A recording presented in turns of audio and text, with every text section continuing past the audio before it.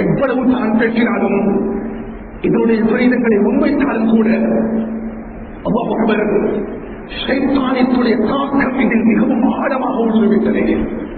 யஹூதியத்துடைய தாக்கம், நஸ்ரானியத்துடைய தாக்கம், யூத கலாச்சாரத்துடைய தாக்கம். இந்த மதுபோதை உருவாக்கியவன் யூதன், அவன் பாவிப்பது கிடையாது. முஸ்லிம் சமுதாயம் இதை சீரழிந்து கொண்டிருக்கிறது. கண்ணியவர்களே, உண்மையிலேயே இந்த உலகத்தில் மதுவையும் போதையையும் முழுமையாக அனுபவித்த ஒரு சமூகம் இருக்கும் என்றால் ரசூல் அவர்களுக்கு முன்னால் இருந்த சஹாபாக்கள் தான். அவர்களை விட மதுவை முழுமையாக அனுபவித்தவர்கள் உலகத்தில் யாரும் கிடையாது. மதுரமான தண்ணியை மனிதர்கள் விரும்பி குடிப்பது போன்று அதே போல் சஹாபாக்கள் வைனை, மதுவை விரும்பி குடிப்பார்கள். வீட்டுக்குள்ள ஒரு கெஸ்ட் வந்து பாருங்க, வீட்டுக்கு நாங்க சொல்லுவோம், நீங்க காஃபி ரெடி பண்ணுங்க, டீயை ரெடி பண்ணுங்க, ஜூஸ் ரெடி பண்ணுங்க.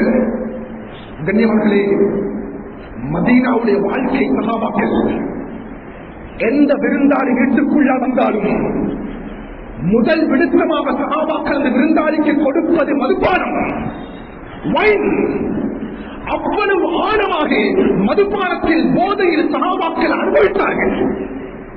அன்பார்களே, அனைத்து விடு மாலிக்கு சொல்றாங்க, அபூ தல்ஹா வீட்டுக்குள்ள நான் இருக்கிறேன்.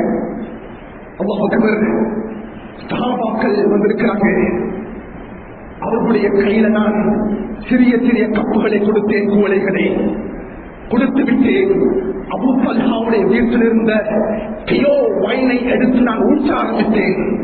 குந்து தாக்கில் சஹாபாக்களுடைய கையில் மதுபான கிண்ணங்கள் வந்துவிட்டன, குடிக்க ஆரம்பித்தார்கள். அந்த தருணத்தில் வீட்டுக்கு வெளிப்புறமாக ஒரு சத்தம் கேட்டது, ஒரு அனௌன்ஸ்மெண்ட். அபூ தல்ஹா சொன்னாங்க, அனஸ் இப்னு மாலிக், நீங்க தலையை போட்டு பாருங்க, என்ன சத்தம் வருது. என்ன சத்தம் அது? என்னோட காலத்துல மைக் இருக்கும், அந்த காலத்துல மைக்கில் அனௌன்ஸ் பண்றதுக்கு ஒரு அறிவிப்பாளர் அறிவித்துக் கொண்டிருக்கிறார். அனஸ் அவர்கள் வீட்டுக்குள்ள இரண்டு வண்ணமாக தலையை வெளியே போட்டார்கள். அலா இன்னல் ஹம்ர கத் ஹுரிமத், அலா இன்னல் ஹம்ர கத் ஹுரிமத்.